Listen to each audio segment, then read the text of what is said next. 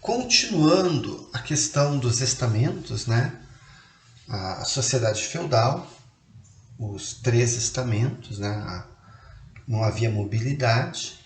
Então, o terceiro estamento são os servos. Então, se você nascesse pobre, morria pobre. Né? Os servos eram aqueles que não tinham terras, né? Cuidavam então da agropecuária dos feudos, em troca de um pedaço de terra, né?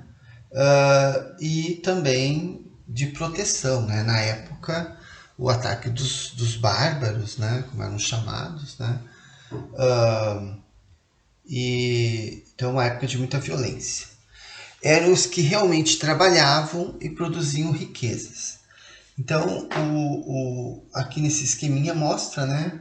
Aqui um senhor feudal, pode ser o rei, o duque, um barão, né? Temos a igreja, temos os soldados, né? Os que lutam, né? Os que ajudam a defender o feudo. Aqui embaixo nós temos um esporte da nobreza, né? Aqui na ponta aquelas bolas de ferro, né? Para derrubar o adversário. Então, um esporte da nobreza. E aqui embaixo, então, a função dos servos, que era produzir as riquezas, né, os alimentos, lembrando que os feudos eram, em grande parte, autossuficientes. Os servos, né, então, eles tinham que pagar uma série de obrigações aos senhores feudais. Aqui nós temos algumas, eu coloquei assim, algumas até que caiu já em Enem, né? As obrigações assim mais importantes. Temos a corveia, então o trabalho gratuito por semana. Então, por exemplo, na época da colheita, o servo tinha que primeiro iniciar a colheita no manso senhorial, né, nas terras exclusivas do senhor, e só depois, no restante, né, que sobrou da semana, ele poderia trabalhar na sua terra. Então, a corveia. A talha era entregar então uma parte da produção agrícola.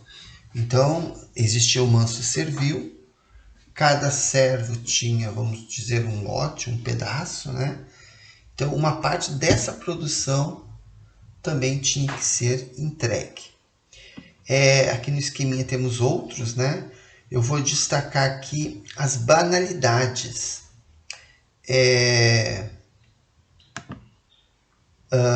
Que é o pagamento para utilizar as instalações do feudo.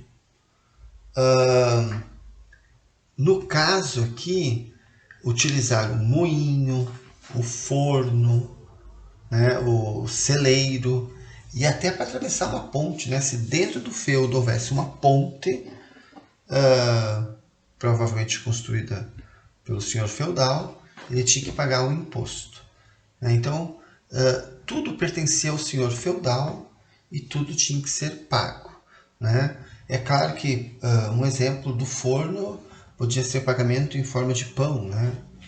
Um exemplo simples é: vou assar lá 10 pão, 2 eu vou deixar para o senhor feudal. E a captação era uma espécie de imposto de renda da época, né? Paga anualmente. Aqui nós temos um castelo na Espanha, né?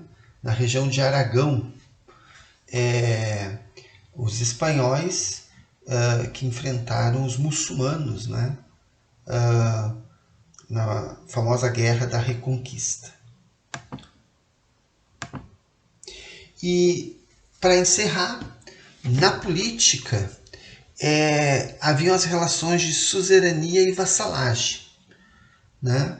O suzerano era aquele que dava um feudo ao vassalo, que deveria prestar fidelidade e ajuda ao seu suzerano. Então, vamos colocar um exemplo prático, né? Onde hoje é a Espanha. O rei, né, pode ser o Dom Afonso, ele, ao lutar contra os muçulmanos, ele conquistava terras. E ao conquistar terras, ele chamava os melhores guerreiros.